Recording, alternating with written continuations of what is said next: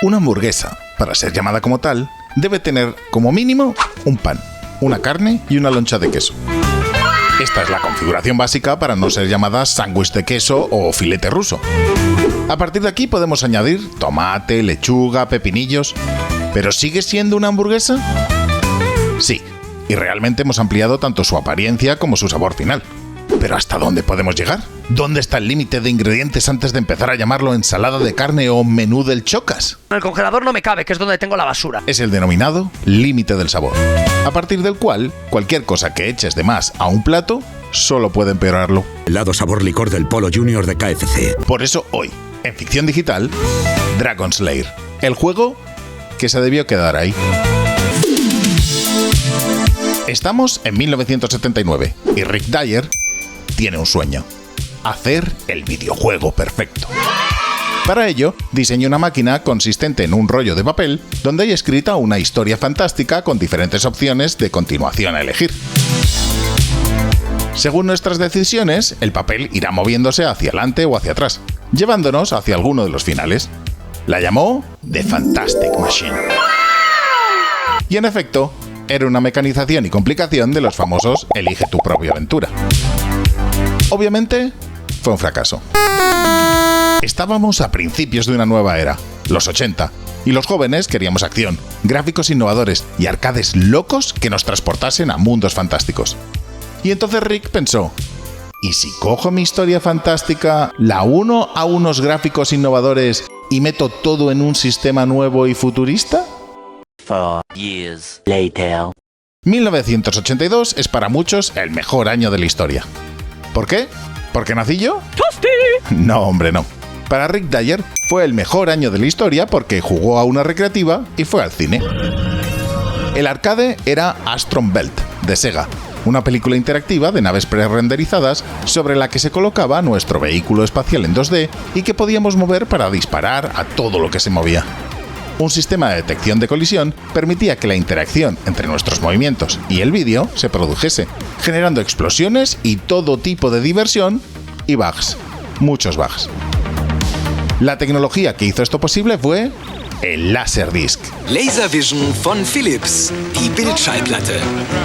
La película fue NIMH, el mundo secreto de la señora Brisby, porque llamarlo el secreto de NIMH hubiese sido muy confuso.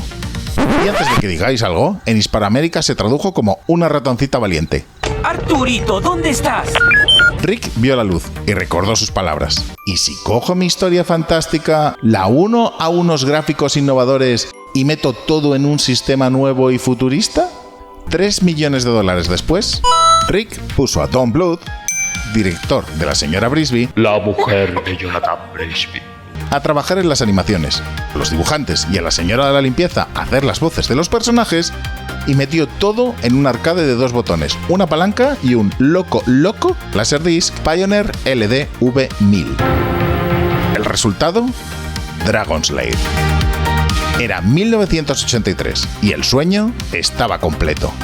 Ya nada podía salir mal. Atari se la había pegado bien fuerte, y se estimaba que entre el 25 y el 50% de las salas recreativas de Estados Unidos cerrarían a final de año. Y en esta sale Dragon Slayer, una máquina que cuesta el doble que el resto, que aparentemente no permite ningún movimiento directo con su joystick, y que nadie entiende muy bien. Pero... ¡qué gráficos! Pero si es como ver una peli. El éxito es inmediato, y toda la chavalada del momento se amontona alrededor de ese videojuego que, al parecer, ha de controlarse de forma muy precisa y poco intuitiva, tocando los controles cada vez que algo parpadee en pantalla.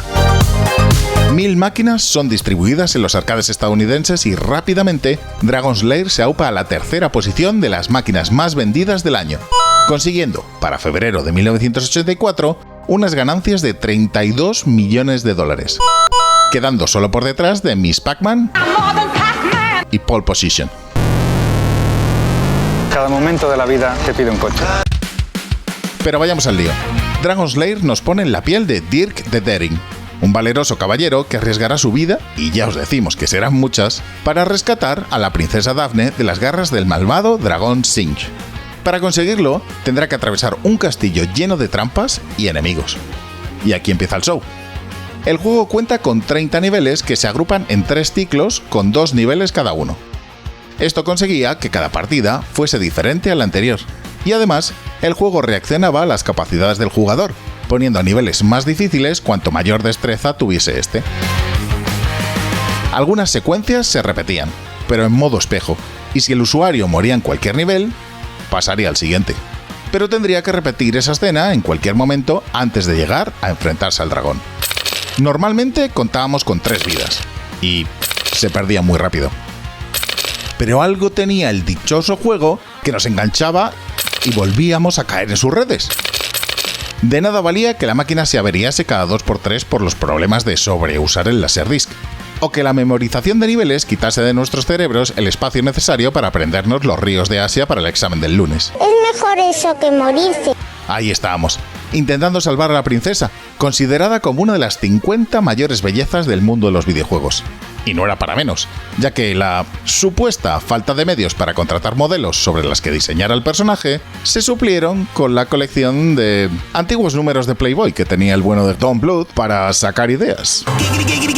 Obviamente, el éxito del arcade provocó que las incipientes consolas domésticas y los ordenadores personales buscaran replicar el éxito en sus dispositivos. En 1986 apareció una versión en 8 bits, con ciertas ayuditas y, obviamente, una diferencia visual bastante grande. Y de ahí empezó toda una plétora de versiones terribles, que poco o nada tenían que ver con el original, pero que también tuvieron bastante éxito, así como una segunda parte llamada Escape from Sinks Castle, que recopilaba todos los niveles que no pasaron el corte para el arcade original. Dragon Slayer era un producto de éxito. Se creó una serie animada con 13 episodios. Se comenzó a hablar de una película. Y, como ya sabemos, cuando el éxito suena, secuelas en cadena. ¡Ja! Toma refrán que me acabo de inventar. Y no se hizo esperar. 4 meses después de lanzar Dragon Slayer, apareció Space Ace, un juego producido por Rick Dyer, diseñado por el director de El mundo secreto de la señora Brisby, Laserdisc, Laservision, y que era básicamente Dragon Slayer en el espacio. De nuevo, una damisela en apuros, un héroe que arriesgará su vida, un malo y $2,5 millones que costó el asunto. Ahora, otro éxito. Space Ace se distribuyó en 2 formatos, como arcade completo o como disco que podía intercambiarse en la máquina de Dragon Slayer. Pero empezó un problema que nadie vio venir. Bueno, se veía venir pero nadie lo quiso ver. Tanto Dragon Slayer como Space Ace son juegos sobre raíles, que necesitan que el jugador memorice unos patrones de actuación. Una vez aprendidos, no necesitas ni maña ni destreza para pasarte el juego, y este se vuelve repetitivo y aburrido. Así, los arcades se llenaron de gente que terminaba el juego una y otra vez, y mostraba, cual película, toda la historia a cualquiera que estuviese mirando. Boring.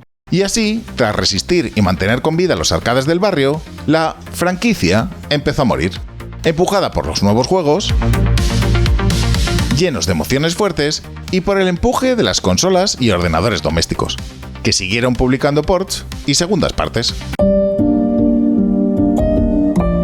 Y así, Dragon Slayer quedó en nuestro recuerdo como el sabor de una buena hamburguesa que... ¡Espera! ¿Qué es eso que por allí reluce? Con toda la ilusión del mundo y con una animación mucho más trabajada y sorprendente, en 1990 apareció Dragon Slayer 2, Time Warp, una nueva y oficial aventura de Dirk y Daphne en la que tendremos que rescatar, otra vez, a esta última a través del tiempo. Sinceramente, una de las animaciones más curradas y bonitas que se han visto. De nuevo, a cargo del director de Nim. Dragon Slayer 2 es un espectáculo visual, tanto por el metraje como por las absurdas y locas situaciones en las que nos veremos inmersos. Desde el Jardín del Edén hasta el piano de Beethoven, pasando por el País de las Maravillas, el juego nos irá llevando por toda una maravillosa locura que, si bien es cierto, es más lineal y menos interactiva que anteriores títulos, da gusto jugar. De nuevo, un éxito, pero ya era tarde. Habían pasado 8 años entre el primer y el segundo título. El sistema de juego ya no era tan sorprendente y el público empezaba a pedir emociones fuertes y caseras. El olor de Jesús. Dragon Slayer 2 estuvo en Amiga y MS2 antes incluso que en los arcades de todo el mundo.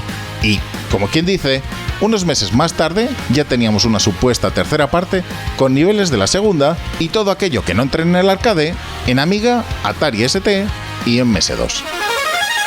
Dragon Slayer y las recreativas empezaron a desaparecer de nuestras vidas, y aquellos gráficos coloridos y caricaturescos fueron dando paso al 3D, la oscuridad y unas historias más adultas. Pero la sombra de su legado es larga y gloriosa, siendo uno de los 3 videojuegos expuestos en el Smithsonian de Washington DC, junto a Pong y Pac-Man.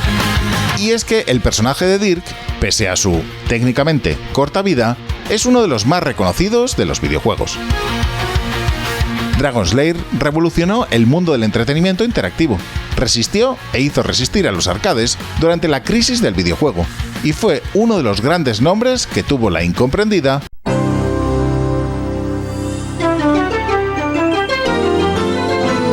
CDI de Philips, junto al Zelda, claro. En 2002, Ubisoft intentó traer de vuelta la franquicia con el plataformero Dragon Slayer 3D, que volvió a contar con Tom Blanc para las animaciones de la intro y outro, pero no tuvo mucho recorrido. Los ports de los juegos originales siguen apareciendo para absolutamente todas las plataformas que han existido, y tanto por cariño como por lo originales y bonitos que son, os los recomendamos desde Ficción Digital.